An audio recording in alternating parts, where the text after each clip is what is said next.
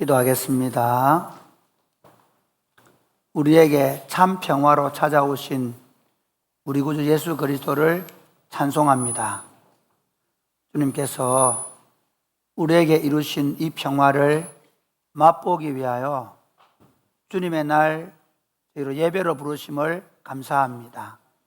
이 시간에 우리가 주님께 올려드린 찬양을 받으시고 우리 가운데 임하셔서 하나님의 영광스러운 통치를 보여주시되 하나님의 말씀이 우리를 다스리고 있음을 경험하는 시간 되게 하여 주옵소서. 예수님 이름으로 기도드립니다. 아멘.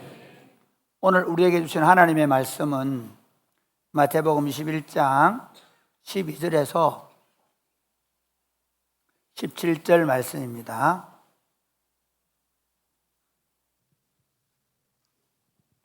서로 교독을 하시겠습니다. 예수께서 성전에 들어가사 성전 안에서 매매하는 모든 사람들을 내쫓으시며 돈 바꾸는 사람들의 상과 비둘기 파는 사람들의 의자를 둘러 엎으시고 그들에게 이르시되 기록된 바 내 집은 기도하는 집이라 일컬음을 받으리라 하였거늘 너희는 강도의 소굴을 만드는구나 하시니라. 맹인과 전는 자들이 성전에서 예수께 나아오매 고쳐주시니 대제사장들과 서기관들이 예수께서 하시는 이상한 일과 또 성전에서 소리질러 호산나 다윗의 자손이여 하는 어린이들을 보고 노하여 예수께서 말할 때 그들이 하는 말을 듣느냐? 예수께서 이르시되 그렇다. 어린 아기와 젖먹이들의 입에서 나오는 찬미를 온전하게 하셨나이다 함을 너희가 읽어본 일이 없느냐 하시고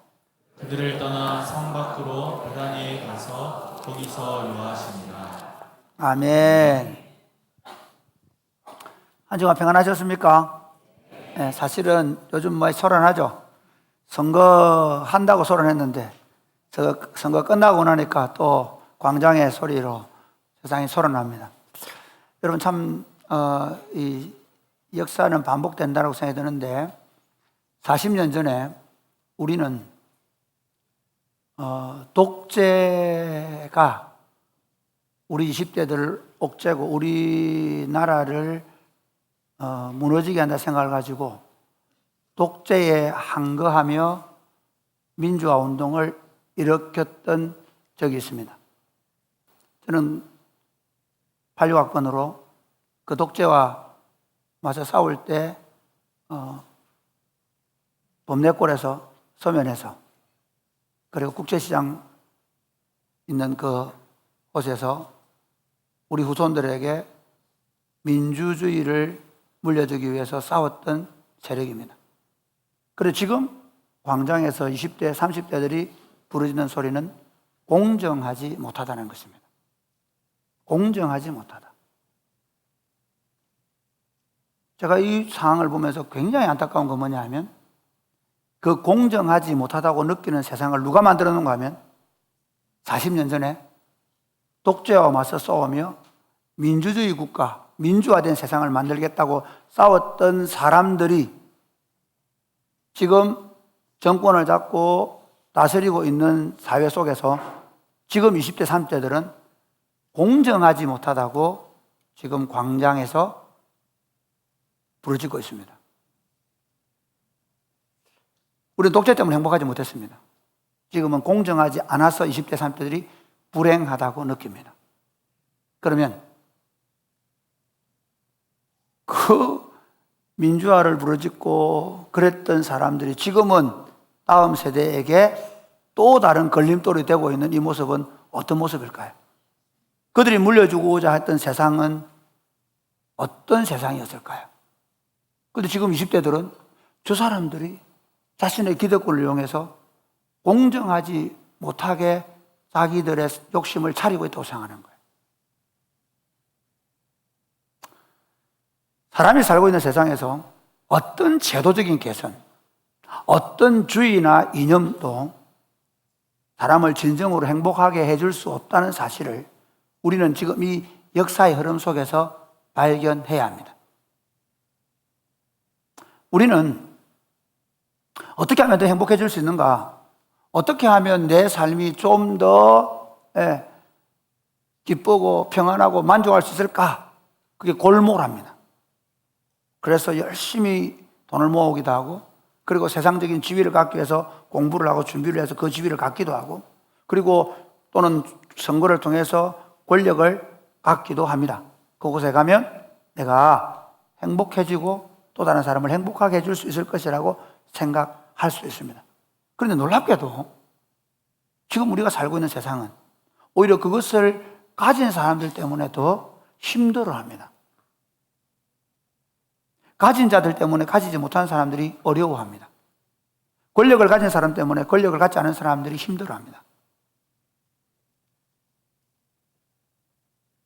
그렇다면 이 세상에 있는 것으로는, 이 세상의 어떤 것으로도 본인과 다른 사람을 행복하게 해줄 수 없다는 사실을 우리가 발견해야 됩니다.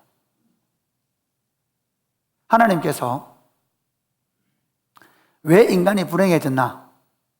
밀턴의 실로건이라는 그 운문을 보면 결국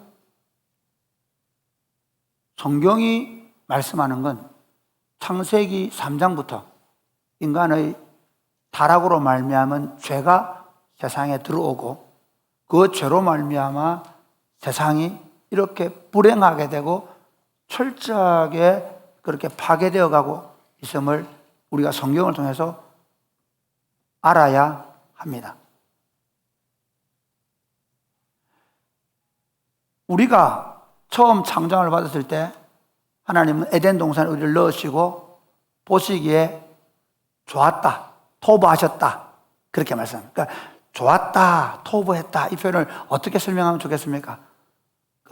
여러분 아기 키우는 엄마들 이쪽은 잘 모를 테고 이쪽 지금 요거보다 더한 조금 더 어린 애기가 있을까요? 우리 이번에 우리 아이들 그 사위하고 잠시 시간을 보냈는데, 야, 대책 없더만요. 언제 제일 보기 좋은 때입니까? 아이가 새근새근 잘 때. 엄청 보기 좋습니다.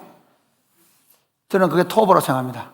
하나님이 우리를 보실 때, 그래서 사랑하시는 자에게 잠을 주시는 모양입니다. 에덴 동산에 있는 우리의 상태가 막 힘들다고 괴롭다고 막 소리치고 우는 그 아이가 새고 잠자고 있는 그 모습을 보는 엄마의 마음, 막 힘들고 막 그렇죠, 화나고 화닥지나고 그랬는데 그 잠잔 아이를 보는 그 엄마의 얼굴은 천사를 보는 것 같잖아요. 그 아이가 지금 그 잠을 통해 누리고 있는 평강을 보는 거죠. 우리의 상태가 그랬다는 거예요. 에덴 동산에서 우리가 누리는 안식을 통해 하나님이 토부하셨어요. 좋았다는 말이에요. 그걸 잃어버린, 나군을 잃어버린 인간들이 철저하게 고통하고 파괴하고 아우성치고 공정하지 못하다 그러고 독재라고 그러고 그러면서 막 싸워보지만 그걸 획득한다고 해도 행복해질 수 없다는 사실을 아신 하나님이 당신의 그 새로운 에덴을 건설하기 위해서 아브라함을 선택하시고 그리고 아브라함의 후손들을 가나안 땅으로 데려가셔서 그 가나안 땅에서 새 에덴을 만들고 싶어 하셨던 겁니다. 그러니까 출애굽기는 그냥 이스라엘 백성들을 데려가서 나라 세운 역사가 아니고요. 다시 하나님의 나라, 하나님이 처음 세웠었던 그 에덴을 만들고 싶어 하셨던 하나님의 마음이 들어있습니다. 여러분 레위기를 읽을 때 그렇게 읽으셔야 됩니다. 레위기를 보면 그러니까 여기는 그들의 정결한 뿐만 아니라 가난한 자도 없고 부자도 없고 적어도 민족들 가운데 주인도 없고 종이 없는 모두가 공정한 나라, 그런 나라를 그곳에서 주고 싶은 안식, 에덴에 주고 싶어 했던 그 안식을 가나안 땅에서 주고 싶어 하셨고 그리고 그 안식을 누리는 백성을 통해 온 세상을 하나님의 왕국인 안식으로 만들고 싶어 하셨던 하나님의 계획을 안고 하나님의 사명을 받은 민족이 이스라엘이었습니다. 그리고 그 가나안 땅을 에덴으로 만들기 위한 하나님의 전략이 뭐였냐면 그 가나안 땅에 성전을 세우고 그 성전에서 하나님이 다스리는 거예요. 적어도 그 성전에 들어가는 제사장들은 그곳에서 하나님을 만나고 하나님과 함께 식사를 하고, 몇 년 전에 우리 레위기를 했잖아요. 식사를 하고 그러면서 그 하나님의 통치를 경험하고 그 하나님의 통치를 경험하고 나와서 이스라엘을 가르치고 그리고 그 이스라엘을 초대해서 그 제사에 초대해서 하나님의 왕국을 보여주는 그것이 원래 하나님의 꿈이었습니다. 그리고 더 나아가서 이제 그 성전된 참 성전이신 예수님을 보내셔서 하나님의 진정한 통치를 이루시고 그 예수님의 통치를 받는 백성들인 그리스도의 몸인 교회 공동체를 통해 지금도 예수님은, 하나님은 하나님의 나라를 세워가고 있는 줄 믿으시기를 바랍니다. 그래서 어떤 교회가 새 에덴 교회라는 이름을 지었던데요, 참 안타깝습니다. 그리스도의 모든 교회는 새 에덴 교회입니다. 제가 말씀드렸죠, 그리스도의 모든 교회는 다 신천지라고요. 너무 안타깝습니다. 우리는 신천지고 우리는 새 에덴인데 다른 사람들이 그 이름을 쓰는 바람에 우리가 참 안타깝게 생각하고 있습니다. 우리는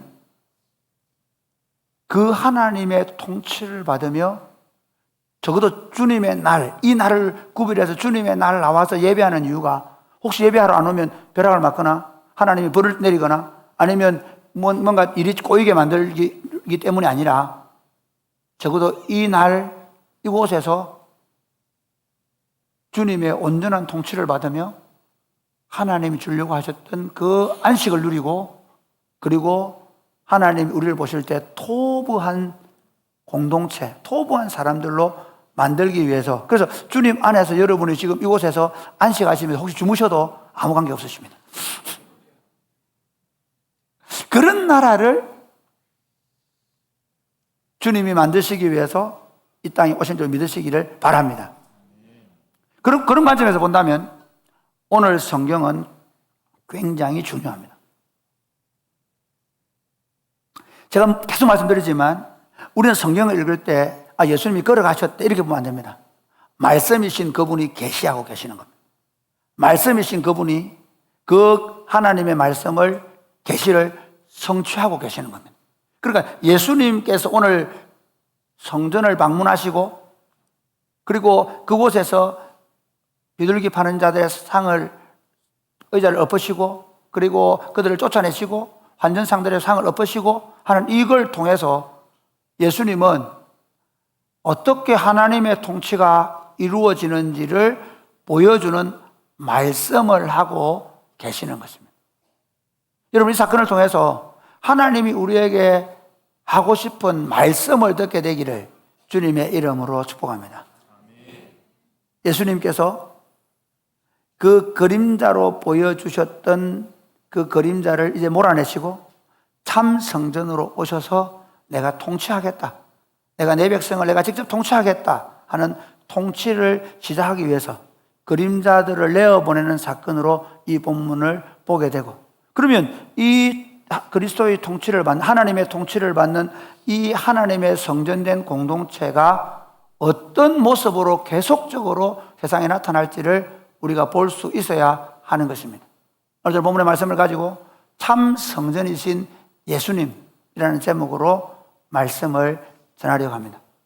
먼저 참 성전이신 예수님은 첫 번째로 성전을 정결하게 하십니다. 오늘 12절 말씀 한번 보실까요? 12절 시작.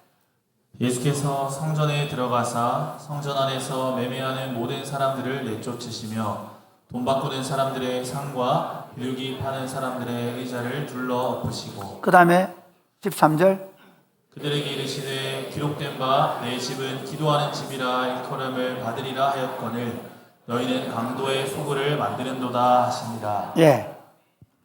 이사야 56장 7절에 보면 내 집은 만민이 기도하는 집이라 일컬음 것이라 하셨다고 돼 있죠. 그러니까 예수님께서 오셔서 그 사실은 뭐 다 기록이 안 된 거죠. 원래는 소 파는 자들, 양 파는 자들 다 내쫓으시고 비둘기 파는 사람만 있는 게 아니거든요. 비둘기 파는 자들의 의자를 엎으시고 그리고 환전상들의 상을 엎어버리시고 그리고 사람들 내몰아셨다. 왜 그랬을까? 가장 첫 번째 목적은요. 원래 이 성전에서 그렇게 하는 이유가 있습니다. 성전은 정결함으로 거룩을 이루어야 합니다. 성전에는 세속의 때가 묻으면 안 됩니다. 그리고 재물에 흠이 있으면 안 됩니다. 그래서 어떻게 하느냐면요. 만약에 내가 제사를 드리려고 며칠 전부터 오다 보면 양이 병이 들 수도 있고 또 양이 흠이 생길 수 있잖아요. 그러면 열심히 끌고 왔는데 제사장 이거 재물 안 돼? 그러면 다시 가져올 수도 없잖아요. 그러니까 어떻게 만들어 놨는가 하면 그 주변에 베들레헴이나 그 주변에 목장을 만들어 놓고 어떻게 하냐? 양의 문으로 재물을 가져오는 거예요. 그러면 그 재물들을 있으면 그거는 다 누가 이제 그 사두개인들이 제사장들이 통과시켜 놓은 거예요. 이거 재물로 통과시켜 놨어. 그 다음에 환전을 왜 하느냐 하면 그 로마의 화폐나 이런 것은 세속적이라 생각하고 그 유대인들이 쓰는 화폐인 세켈이라는 화폐를 사용해요. 그러니까 성전 화폐가 따로 있단 말이에요. 거룩한 화폐. 거룩한 화폐로 바꿔요. 그럼 괜찮아요. 그런데 문제가 뭐겠습니까? 여기서부터 문제가 돼요. 다른 일반 양보다 3배씩 비싸게 받는다. 다른 돈 환전하는 것보다 훨씬 더 높은 값을 주고 환전을 하게 만드는 거예요. 그러면 어떻게 됩니까? 특히 여기 오늘 성경에 보면 비둘기 파는 자들 있죠. 비둘기 파는 자들은 가장 극빈층을 위한 겁니다. 가장 극빈층인 사람들까지도 비둘기 한 마리에 얼마 안 하는데 아주 아주 값싼 돈이거든요. 그러니까 제가 이스라엘에 갔을 때 비둘기를 아주 사육을 해요. 동굴에 가둬놓고 그러면 밖에 나갔다가 오고 하기도 하고 똥을 닫아버리면 그 잡아가서 재물을 하는 거예요. 그러니까 비둘기는 가장 가난한 사람들이 드리는 재물인데 그것까지도 이권을 차리는 거예요. 그러면서 사두개인들은 엄청난 부자가 되어가고 있었단 말이에요. 두 번째는 그러면서 여러분 여기 내 집은 이사야서가 정확하면 만민이 기도하는 집이라 되어 있거든요. 그러니까 이 성전은요 처음부터 유대인만 오는 예배가 아니에요. 종교가 타락하면요 저는 기독교가 타락하면 어떻게 되냐면요 섹트를 만들어요. 좌파가 믿는 하나님은 하나님 아닌 것처럼 우파가 믿는 하나님은 또 별난 하나님인 것처럼 이념으로 출신 성분으로 심지어 교파로 타락의 증거가 뭔지 아십니까? 그리스도는 만물을 통일케 하는 분인 줄 믿으시기를 바랍니다. 편을 가르고 나누는 것은 그리스도 방법이 아닙니다. 만민이 기도하는 집이었는데 재미있는 건 이 성전에서 돈 바꾸고 재물들을 매매하는 장소가 어디였냐면 이방인들의 들이었어요. 유대인들은 이방인의 땅은 짓밟아줘서 생각한 거예요. 이방인들의 땅은 우리가 다 장악해서 장사해도 된다고 생각한 거죠. 저 이방인 놈들은 다 지옥의 땔감이나 쓸 놈들인데 주님이 만들어 놓은 그 이방인의 뜰을 그들은 무단 점유해서 장사치들의 터로 만들어 놓은 거죠. 오늘 하양 장날이던데 그 장날 그렇게 만들어 놓는다는데 어떻게 예배가 가능합니까? 주님은 그것을 책망하고 있는 거예요. 그러나 그것보다 좀 더 나아가면 제가 먼저 말씀드린 대로 하나님이 만드시고 싶은 나라는 완전한 하나님 나라의 회복에 있습니다.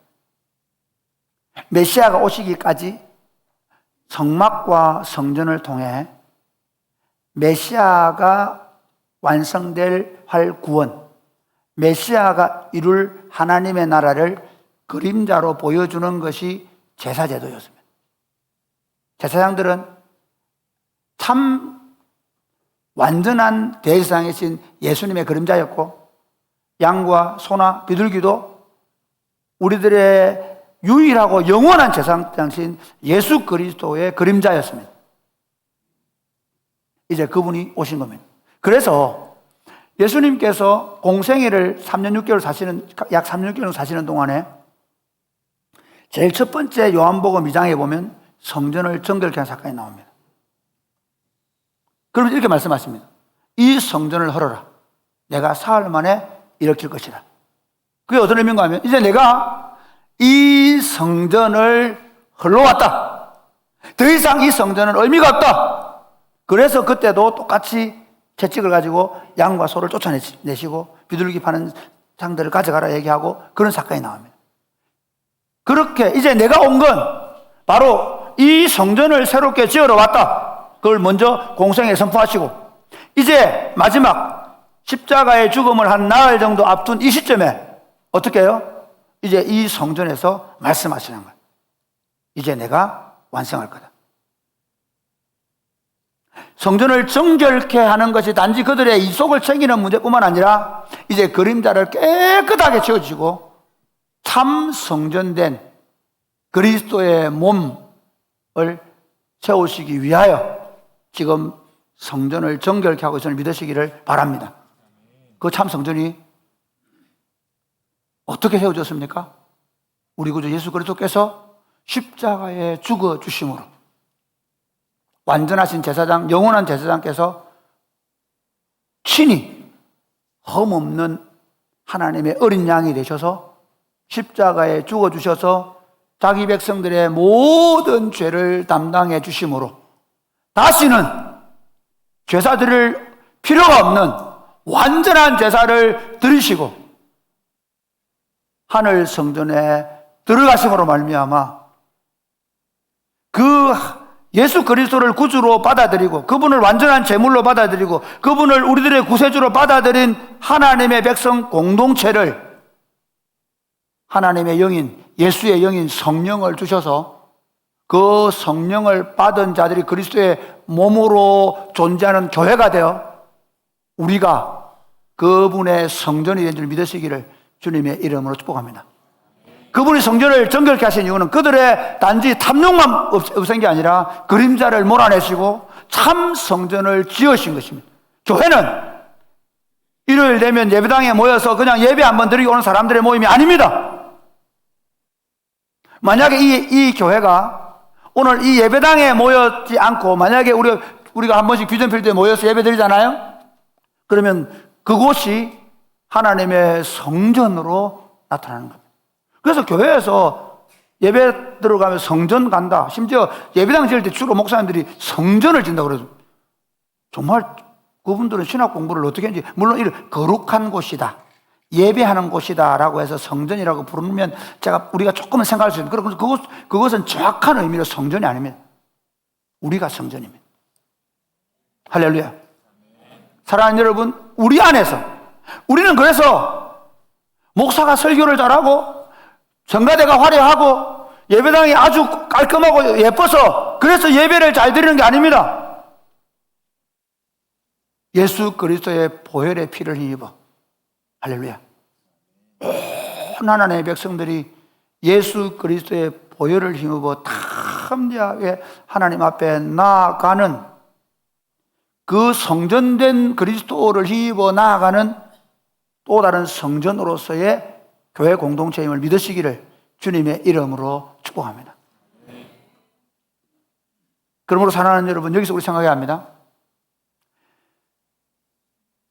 에덴 동산에서 왜 우리가 쫓겨났습니까?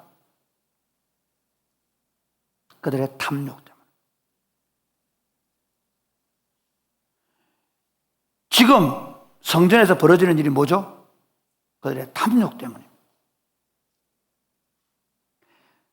하나님의 성전은 그들의 정결함을, 그게 몸의 정결함 뿐만 그 물을 씻고 비를 뿌리고 하는 게 그 몸의 정결함이 아니라 우리의 마음의 순결함, 그 마음의 정결함으로 거룩하신 하나님을 만나는 공동체라야 합니다.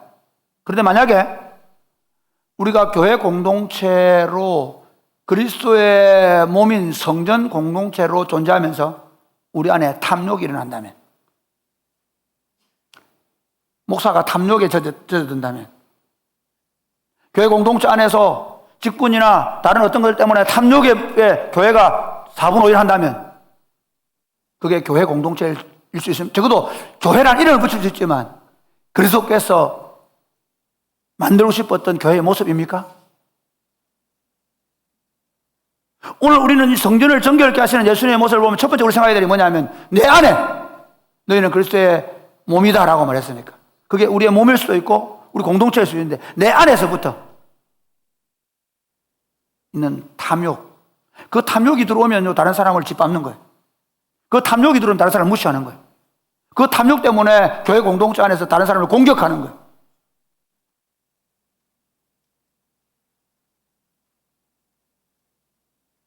우리가 그리스도의 피로 정결케 되어서 정결한 모습으로 거룩한 공동체를 이 땅에 세워갈 수 있게 되기를 주 예수님의 이름으로 축복합니다. 예배를 드리러 올 때마다, 아니 예배에 나와서 여러분이 기도할 때 조금 일찍 오셔도 좋습니다. 애기 때문에 늦게 오는 건 어쩔 수 없지만 적어도 10분 전에 오셔서, 제가 말씀 10시 반에는 예배당 간다 생각하고, 요즘 사진도 안 올리는 거 아이가? 오셔서 주님, 제 안에 있는 탐욕을, 그냥 기도하지 마세요. 제 안에 있는 탐욕을, 제 안에 있는 악함을, 제 안에 있는 죄를 나도 모르게 세속 속에서 계속 시기하고 질투하고 분노하며 살았던 삶에 대하여 그리스도의 보혈의 피로 정결케 됨을 입고 예배로 나아가는 우리 모두가 될 수 있게 되기를 주님의 이름으로 축복합니다. 두 번째 보면, 참 성전이신 예수님은 약한 자들을 고쳐주십니다. 우리 14절 한번 보실까요? 14절 시작. 맹인과 전행자들이 성전에서 예수께 나오매 고쳐주십니다. 여러분 보십시오. 예수님께서 그 사람들은 다 쫓아냈습니다. 그리고 예수님께 따라오는 사람이 누구냐면 시각장애인들과 지체장애인들입니다. 율법에서는 그렇게 말하지 않는데 그 당시 미슈나나, 그러니까 율법을 해석한 유대 학자들의 글은 결국 장애를 입은 사람들은 마치 하나님께 뭔가 벌을 받거나 뭔가 잘못이 있는 것처럼 해석해서 본의 아니게 그 당시 유대인들의 생각은 그들이 하나님과 뭔가 문제가 있는 사람인 것처럼, 그들이 하나님께 나오는데 뭔가 부족함이 있는 것처럼 생각하는 사상이 있었습니다. 뿐만 아니라 예수님은 참 성전을 완성하러 오시는 겁니다. 참 성전이 어떤 의미입니까? 에덴 동산은 어떤 모습이었겠습니까? 거기는 아픈 자도 없고, 거기는 우는 자도 없고, 거기는 참된 평화와 만족과 배부름과 안식이 있는 장소였습니다. 참 성전으로 오신다면 어떻게 해야 됩니까? 바로 죄와 죽음의 문제가 해결되고, 질병의 문제가 해결되고, 그리고 고통과 아픔의 문제가 해결되어야 합니다. 지금 예수님은 그것을 보여주시는 겁니다. 참 성전으로 들어오셔서 누가 보지 못하는 자들을 보게 하십니다. 저는 자들을 일어서서 걷게 하십니다. 그게 이사야 35장이 말씀하고 있습니다. 이제 35장 말씀 한번 보실까요? 시작. 그때 맹인의 눈이 밝을 것이며 귀먹은 사람의 귀가 열릴 것이며 그때 전능자는 사슴같이 될 것이며. 아멘.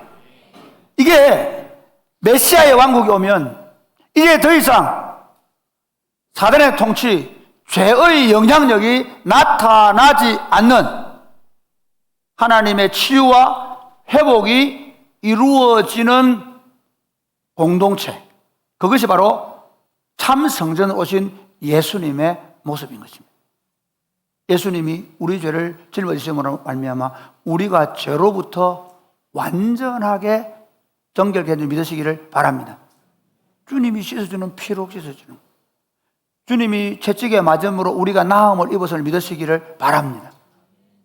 그러니까 하나님의 나라 공동체의 가장 중요한 특징이 뭐냐면요, 예수 때문에 치유되고, 예수 때문에 회복되고, 예수 때문에 살아나고, 그래서 예수 그리스도 그분으로 인하여 예수님이 요한복음 10장 10절에서 도둑이 오는 것은 도둑질하고 죽이고 멸망시키는 뿐이고, 세상의 모든 제도, 종교, 모든 것들은 우리를 힘들게 하고 고통스럽게 만들고 이렇게 해주겠다 했지만 사실은 다 거짓말이 돼. 거짓말하고 싶어 그런 게 아니라 그것 자체가 인간이 만든 모든 제도는 진정한 자유와 진정한 해방과 진정한 기쁨이 없는 거예요.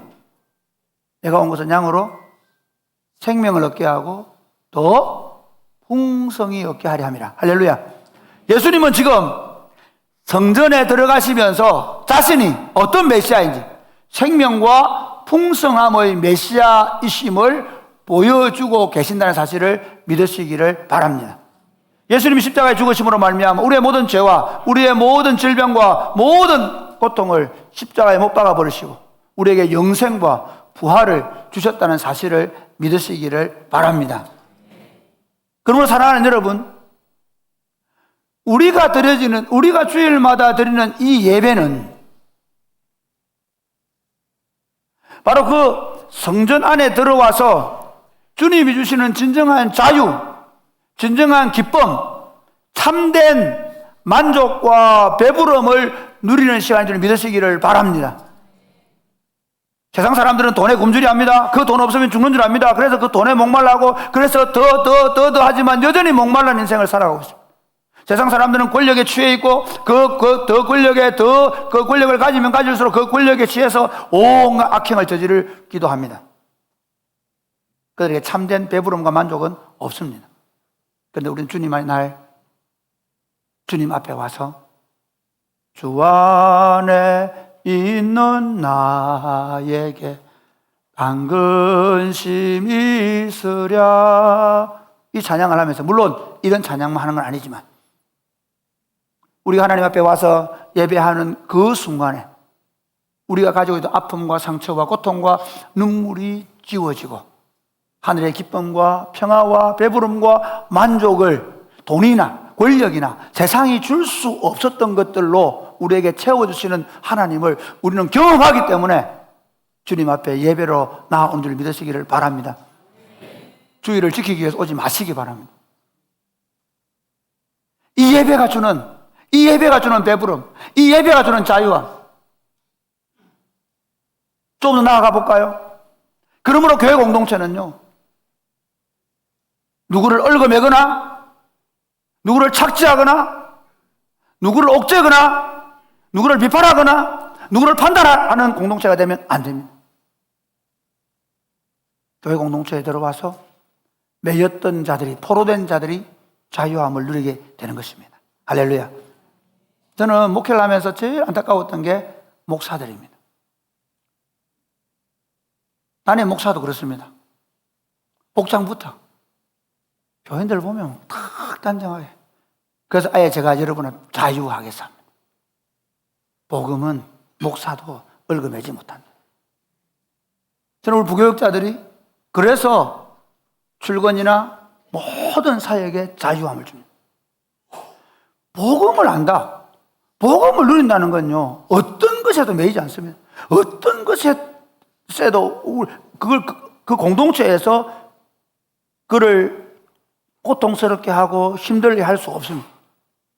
교회 공동체는 오히려 아픈 자들이 와서 이곳에 와서 육신적인 정서적인 치유와 회복이 나야 되는 믿으시기를 바랍니다.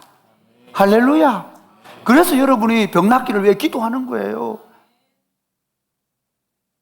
여러분의 속으로 안에서 누가 마음이 답답하고 괴롭고 힘든 사람이 와서 거기서 치유가 회복이 일어나는 게 너무나 정상이고 그것 때문에 복음이 흘러가는 것이지, 우리 교회에 오면 이번에 다 냄비 하나 준다, 냄비 받으러 와라.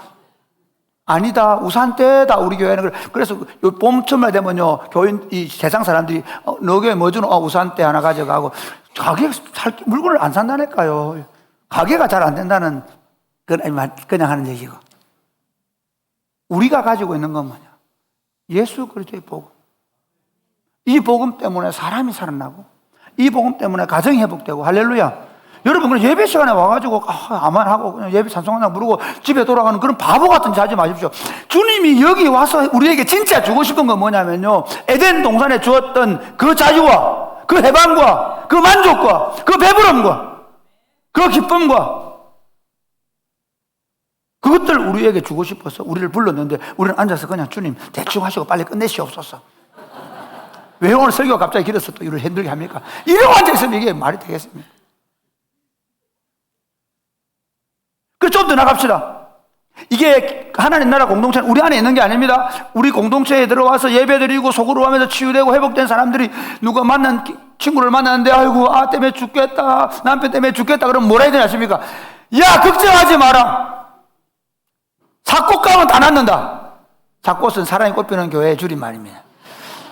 삭꽃 가면 낫는다. 삭꽃 가서 예배 한번 드리고 나면, 삭꽃 가서 우리 소그룹에 와서 네 마음을 토해내고 나면 우리 공동체가 받아주는 그 마음 때문에 네가 회복되고 치유될 거다. 그게 전도입니다. 그게 우리가 나아가는 교회입니다. 그래서 우리 때문에 정치적인 이념이나 어떤 투쟁 때문이 아니라 교회가 있어서 이 땅이 회복되고 살아날 꿈을 교회는 꿔야 하는 것입니다. 할렐루야. 사랑하는 여러분, 참 성전이신 예수님이 오셔서 약한 자들을 강하게 하시고 치유하시고 회복케 하시고 자유를 주셔서, 그래서 주의 성령이 내게 임하셨으니 이는 포로다는 자를 자유롭게 하고 눈먼 자를 보게 만들고, 그 다음에 주의 은혜해가 뭐냐면 해방입니다. 해방을 주리 하시며, 여러분 이 해방이 매주일의 예배 여러분의 삶 가운데 날마다 누리게 되기를 주님의 이름 축복합니다. 이 해방이 너무 좋아서 예배에 나와야 되고, 이 해방을 맛보라고 사람들을 데려와서 함께 예배하는 그런 공동체가 되시기를 주님의 이름 축복합니다. 만약 세 번째, 참 성전이신 예수님은 어린아이들의 찬미를 받으십니다. 오늘 15절부터 한번 보실까요? 15절부터 시작. 대제사장들과 서기관들이 예수께서 하시는 이상한 일과 또 성전에서 소리질러 호산나 다윗의 자손이여 하는 어린이들을 보고 노하여 계속해서 예수께 말하되 그들이 하는 말을 듣느냐. 예수께서 이르시되 그렇다. 어린아기와 젖먹이들의 입에서 나오는 찬미를 온전하게 하셨나이다 함을 너희가 읽어본 일이 없느냐 하시고. 여러분 보십시오. 예수님이 쫓아내고 그 다음에 오히려 자기들이 터부시하는 장애인들이 들어와서 그들이 치유되고 회복되고, 그런데 더 놀라운 건 어린아이들이 들어오는 거예요. 유대인들의 어린아이는 사람 숫자에도 치지 않습니다. 레위인들도 20세 이상에 봉사할 수 있습니다. 혹시 여러분 이런 적 있죠?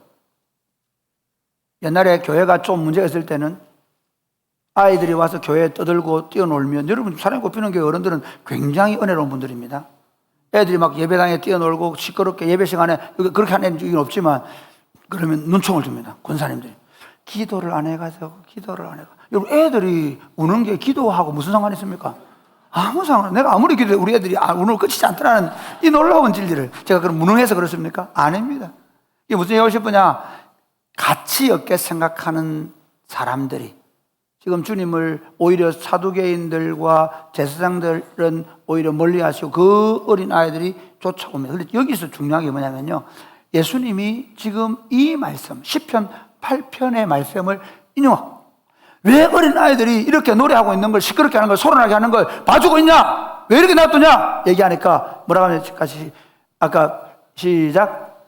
주의 대적으로 말미암아 어린아이들과 젖먹이들의 입으로 권능을 세우시며. 이게 권능을 하지 않고 찬양을 하신다고 되어 있잖아요. 그 예수님의 말씀은. 자, 이게 무슨 말인지 보세요. 여러분 지난주 금요일 날 구흥 목사님이 시편 8편과 설교하셨죠. 그때 그 앞과 뒤에 터닝 포인트가 시편 8편 1절 2절이라 그랬죠. 잘 들었으면 압니다. 설교를 잘 들으셔야 돼요. 그게 무슨 말인가 하면요, 이 고난 받는 자가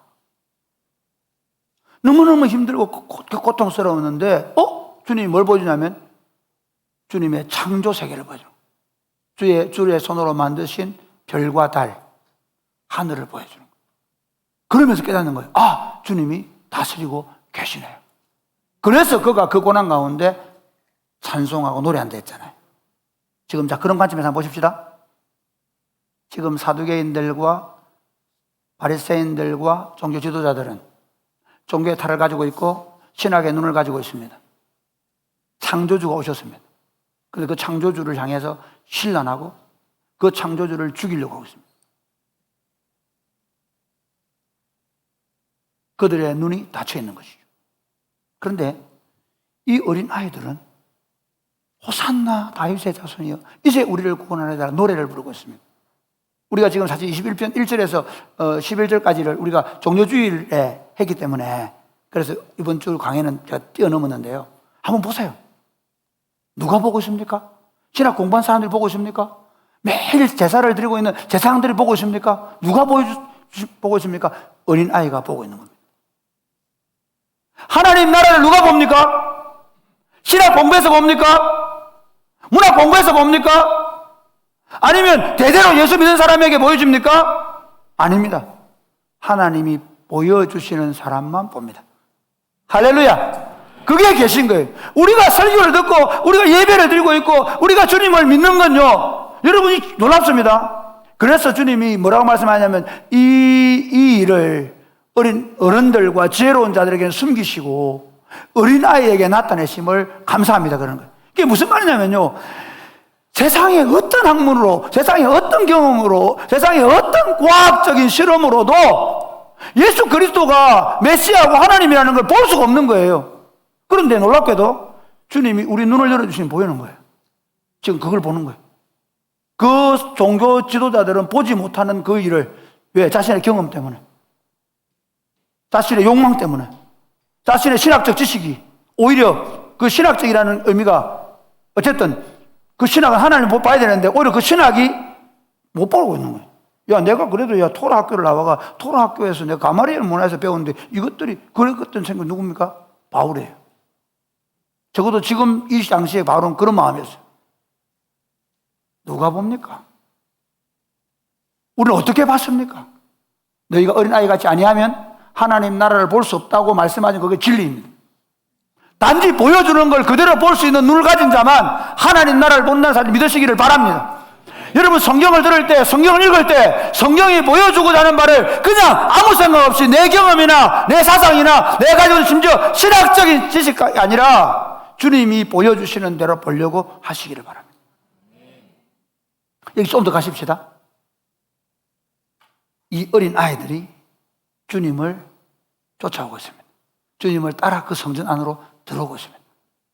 잘 보십시오. 이 성전은 그리스도의 교회 공동체이고 그리스도의 몸이고 그곳에서 진정한 평화와 자유와 기쁨이 주어지는 그 공동체에 누가? 어린 아이들이 들어가서 누린다는 거예요.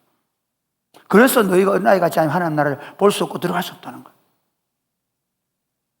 우리는 어린 아이가 되어 지금 여기 와 있는 겁니다. 여러분이 지금까지 학교에서 배운 지식으로 그리스도를 아는 것이 아니고, 여러분이 지금까지 경험한 어떤 사상이나 과학적인 것으로 주님을 안 것이 아니고, 단지 어린아이가 되어서 그분께서 말씀하시는 대로 예 맞습니다, 옳습니다, 제가 받아들이겠습니다, 그래서 그분을 받아들여서 지금 그분 안에 있는 것입니다. 그렇다면 여러분 다시 묻겠습니다. 지금 어떻게 살고 계십니까? 많은 목사님들이 그렇게 예수를 믿고 그렇게 신학을 했는데 어느 순간인가 보면 내 생각, 내 경험이 교회를 이끌어가고 있습니다. 저는 우리 부교육자들에게 절대로 나에게 쥐지 말라고 합니다. 가끔씩은 불편합니다. 너무 때로는 좀 심하게. 그래도 절대로 꺾이지 말라고 합니다. 이유가 뭔지 아십니까? 제가 제일 위험하기 때문에. 제가 경험한 게 너무 많아서 제 경험으로 보는 순간부터 저는 실패할 것입니다. 24년을 목회해도 담임 목사를 한 그 경험으로 지금 만약에 사랑이 꽃피는 교회를 목회하기 시작하면 여러분은 지금 고통스러워질 것입니다. 저는 끊임없이 성경을 펼치고 다시 그분을 봐야 합니다. 다시 그분이 말씀하시는 걸 들어야 합니다. 마찬가지입니다. 사랑하는 여러분, 여러분이 예수 믿은 관력으로 우리 집안에 3대째 예수를 믿고 내가 말이야 교회에서 직분을 가지고 이렇게까지 봉사했는데 뭘 더 그러십니까? 그런 분 계십니까? 우리는 단지 어린아이처럼 그분이 말씀하시면 예! 할렐루야! 그리고 그분이 말씀하시는 그 길을 가자고 하면 그냥 단지 그분이 이끄시니까 이끄시는 대로 순종하며 가는 겁니다. 주와 같이 길 가는 것 즐거운 일 아닙니까? 예수 믿는 게 막 고민하고 괴로워하고 이게 뭔가 저게 뭔가 저 집사 이렇게 말하는데 저 목사님 저렇게 말하는데 너무 그래서 유튜브 많이 안 봐도 됩니다. 영구빈건 목사 설교 시험창거든 보십시오. 여러분이 아침마다 주일 들었던 설교 말씀을 묵상하면서 진짜 주님이 나에게 뭐라고 말씀하시는지 그거 듣고 오늘도 주님, 오늘도 제가 주님을 따라가겠습니다. 주님 말씀하십시오. 그래서 하루하루를 주님과 함께 동행하며 산 여러분 되시기를 주님의 이름 축복합니다. 어린 아이처럼 주님을 쫓아가는 그 일을 위하여 그리스도께서 성전을 정결케 하시고 참 성전을 이곳에 세우신 것입니다. 그러므로 여러분 교회 공동체 운동은요, 자기 생각이나 자기 지식이나 자기 이념으로 움직이는 공동체가 아닙니다. 모두가 어린아이처럼 주님을 쫓아가는, 또 어린아이처럼 주님 안에서 기뻐하고 즐거워하는, 어린아이처럼 단지 주님을 의지하는 공동체라야 합니다. 말씀을 맺겠습니다. 사랑하는 여러분, 예수님은 참 성전으로 오셔서 그림자였던 그리고 그림자임에도 불구하고 더 힘이 부패하고 타락해서 더 이상 도저히 그 성전을 통해 보여주고 싶어 하셨던 하나님의 나라를 보여주지 못하게 되었을 때 예수님은 그것들을 폐하시고 새 성전으로 우리 죄를 지시고 십자가에 죽어주심으로 말미암아 참 성전인 교회 공동체를 세우시고 그 교회 공동체에 그리스도의 영을 부어주셔서 하나님의 통치가 시작되게 했습니다. 사랑하는 여러분, 이 그리스도의 통치에 들어오셔서 이 하나님의 나라를 맛보시기를 바랍니다. 여러분의 문제는 여러분의 남편의 문제가 아닙니다. 내가 힘들고 고통스러운 건 아이들 때문이 아닙니다. 다른 어떤 것이 되는 순간 여러분 또 다른 것을 옮겨가게 될 것입니다. 또 다른 것이 또 발목을 잡게 될 것입니다. 이 땅에서 일어나는 모든 일들은 우리를 고통스럽게 하고 힘들게 하겠지만 우리가 주님 안에 감추이게 되어지고 우리가 주님의 안으로 들어오게 되어지면 거기 자유가 있고 해방이 있습니다. 여러분의 예배, 여러분의 소그룹, 우리 교회 공동체 안에서 누려지는 그 모든 사역들 가운데 심지어 사역을 하는 현장도 그분의 자유와 해방과 기쁨을 누리는 그런 공동체가 되시기를 바랍니다. 그리고 다시 여러분을 찾지 마시기 바랍니다. 다시 옛사람으로 돌아가지 마시기 바랍니다. 예수는 어린아이처럼 믿어놓고 그때부터 또 세상 사람처럼 자기 지위, 자기 명예, 자기 가지 지식, 학교, 교회 와서 또 계급장 달고 내가 공부를 얼마만큼 했고 내가 뭘 가지고 있고 내가 세상에서 어떤 대우를 받고 아니고 어린아이로 부름받았으니 어린아이처럼 주님과 함께 여러분의 삶을 더 예수를 믿으면 믿을수록 더 단순해지고 더 온전히 주님을 쫓아가는 그런 여러분 되시기를 주 예수님의 이름을 축복합니다. 아멘.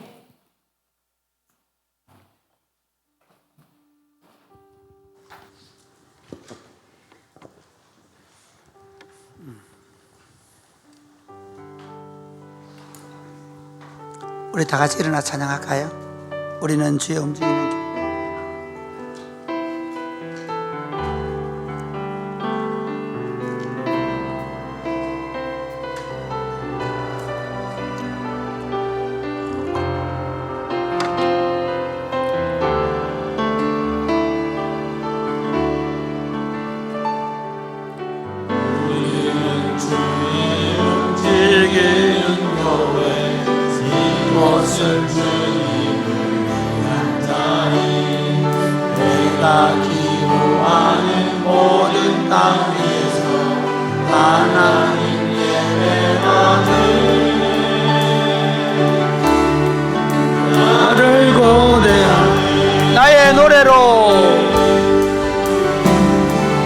노래로 주님 성전을 지으리 높임을 받으소서. 이스라엘 정성 거하신 주님은 거룩하십니다. 두 손들어 주님의 보좌를 만들고 온다에 경배하리. 구름 날개 사이에 임하신 것처럼 내 위에 임하소서. 하나님, 우리가 어디에 있든지 우리가 어디든지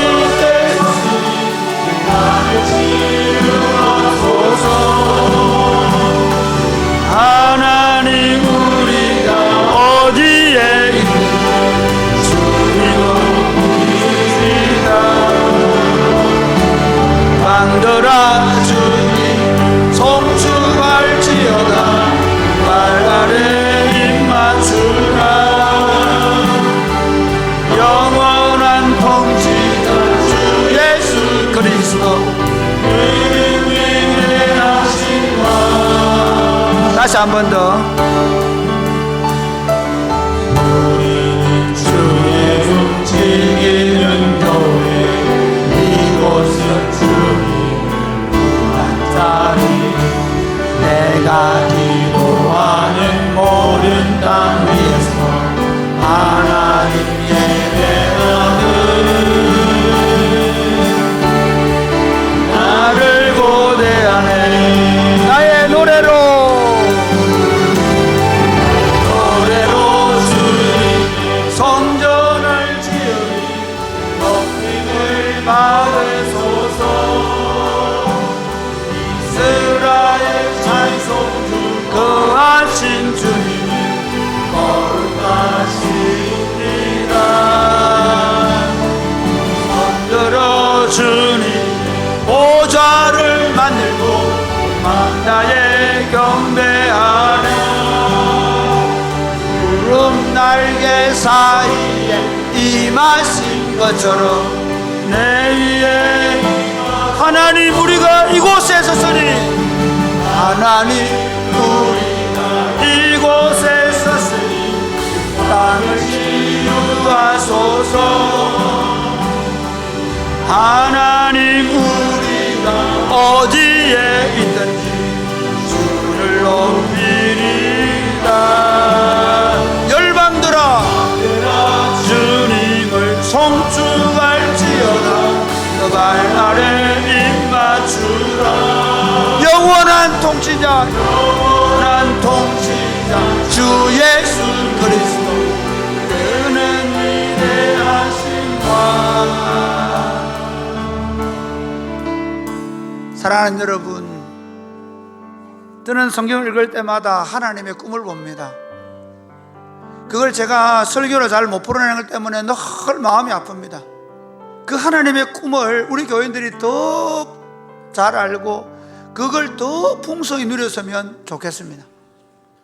주님이 우리에게 참 성전으로 오셨고 그 참 성전 공동체를 이곳에 세우셔서 우리로 하여금 진정한 자유와 해방과 기쁨과 참된 평안을 누리며 단지 어린아이처럼 하나님 삼위 하나님을 기뻐하고 즐거워하며 뛰놀며 살아가면서 지금 세상에 무슨 이념 무슨 일들 때문에 서로 편이 갈리고 다투고 싸우고 그 이 세상 속에 하나님이 다스리신다 하나님이 다스리신다 하나님의 통치로 돌아와라고 외치는 주의 백성들이 되었으면 좋겠습니다.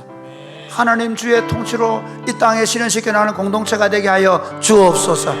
기도하겠습니다. 주여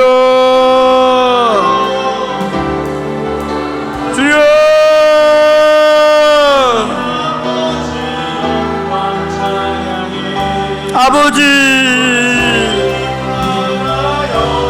아버지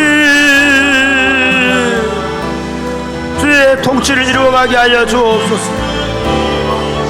아버지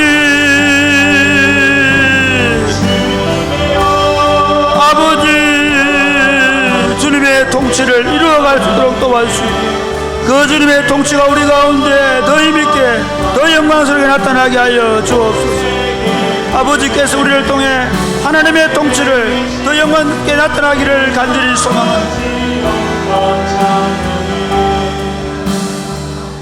참 성전으로 오셔서 그림자 된 것들을 다 걷어내시고 이 땅에 당신의 몸인 그리스도의 성전인 교회를 세우신 삼위 하나님을 찬양합니다. 우리로 그 교회로 세우셨는데 정작 그 교회들이 그 하나님의 성전으로서의 성전 안에서 누리는 기쁨과 만족과 배부름을 모르고 세상에서 배고파하고 세상의 끝이 없다고 안달하고 세상의 것들 때문에 오히려 염려하고 걱정하고 있습니다. 사랑하는 주님, 우리를 긍휼히 여겨 주옵소서. 성전 공동체가 모일 때마다 이곳에서 진정한 자유와 해방과 기쁨과 만족과 배부름을 누리게 하여 주옵소서. 흩어져서 성전 공동체로 살아낼 때 그곳에서도 하나님의 통치가 실현되어 우리를 보는 모든 자들이 하나님의 영광스러운 통치를 받고 주께로 돌아오게 하여 주옵소서. 그러기 위하여 단지 우리가 어린아이가 되어 주님을 쫓아가는, 주님을 전적으로 신뢰하며 따라가는 주의 백성들 되게 하여 주옵소서. 예수님 이름으로 기도드립니다. 아멘.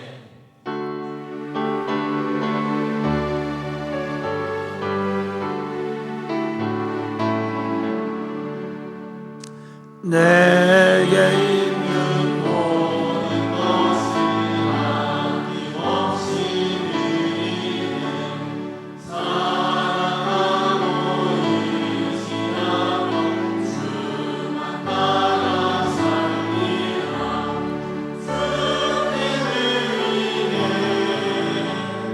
주께 드리네 사랑한 구주 앞에 모두 드리네. 아멘. 하나님 아버지 주실 은혜가 너무 고맙고 감사해서 주님 앞에 주님께서 주신 물질을 주님 것으로 구별하여 드리오니 받아 주옵소서. 이 물질이 쓰여지는 곳마다 하나님의 영광스러운 통치가 나타나서 아프고 병든 자들을 치유하며 회복시키고 눈물을 흘리는 자들의 눈물을 닦아주며 그리스도의 복음이 가난한 자들에게 증거되어지는데 사용되게 하여 주옵소서. 예수님 이름으로 봉헌기도 드립니다. 아멘. 주의 복을 받겠습니다. 이제는 우리 주 예수 그리스도의 은혜와 하나님 아버지의 크신 사랑과 성령님의 교통하심이 사랑하는 주의 백성들과 자녀들 위해 이제로부터 영원토록 함께 있을지어다. 아멘.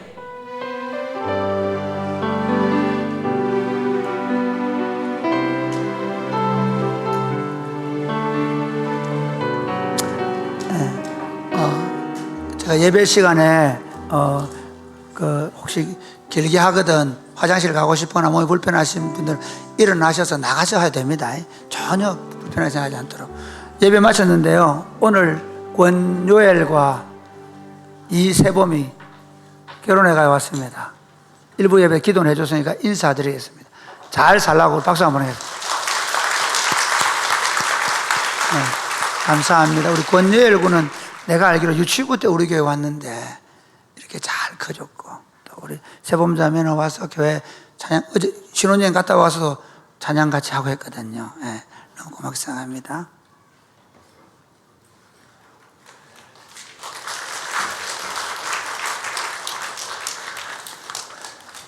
우리 주변에 있는 성도들 함께 인사하겠습니다. 우리는 주님의 성전입니다. 우리는 주님의 성전입니다. 네, 교회 광고를 드립니다. 청년 2부 온유 공동체가 MT를 갑니다. 6월 16일에서 18일까지 2박 3일로 울진으로 MT를 가게 되는데 안전하고 즐거운 시간 보내고 오도록 성도들께서 기도해 주시기를 바랍니다.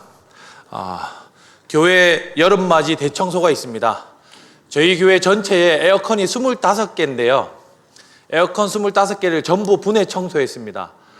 그런데 그 교회 다른 구석구석 먼지가 많으니 에어컨을 돌리면 돌릴수록 먼지가 빨려 들어가겠죠. 그러니까 이번 토요일에 그 공동체별로 제가 그 장소를 배분해서 안내를 해드리도록 하겠습니다. 토요일 오전 10시에 여름맞이 교회 대청소를 함께 해주시기를 부탁을 드립니다.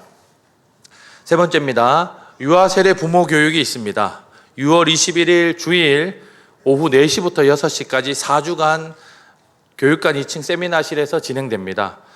김유선 전사님 담당이고 교육은 제가 진행하는데 7월에서 11월 출산 예정인 부부는 반드시 유아 세례 부모 교육을 받으시고 유아 세례 받으시는 날 유아 세례와 유아 세례 부모 교육 증서를 그리고 교인들이 선물한 출산 선물을 함께 받으시기를 부탁을 드립니다.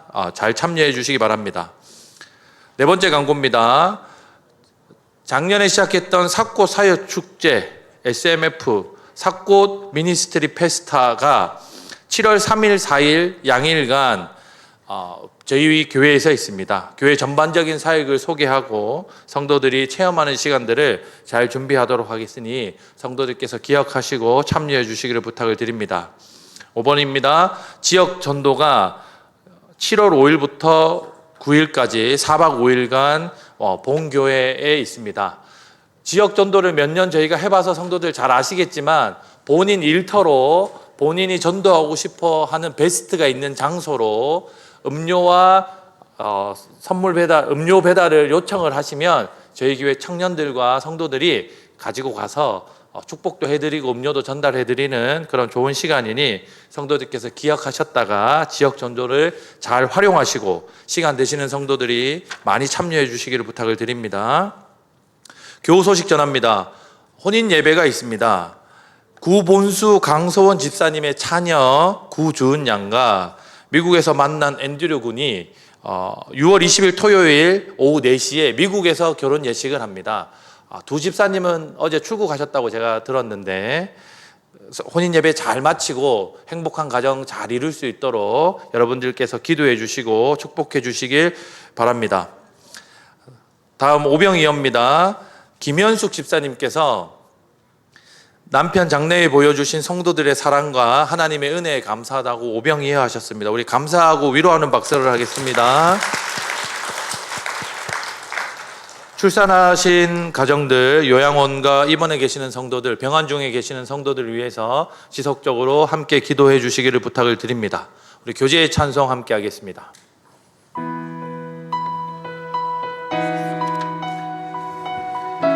우리 걸어가는 이 길이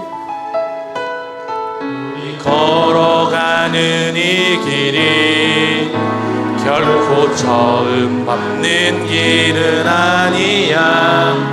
수천 년 동안 온 땅 곳곳에서 주님 따른 흔적이 있으니 우리 걸어가는 이 길이 낯설고 두려워 보일지라도 삶의 무게를 뚫고 흘러들어오는 주님 부와 생명을 봐. 우리 함께 손잡고 가세. 조금 느리고 어려울지라도 주님 부르신 그 감격 붙잡고 손잡고 함께 가세. 우리 함께 손잡고 가세.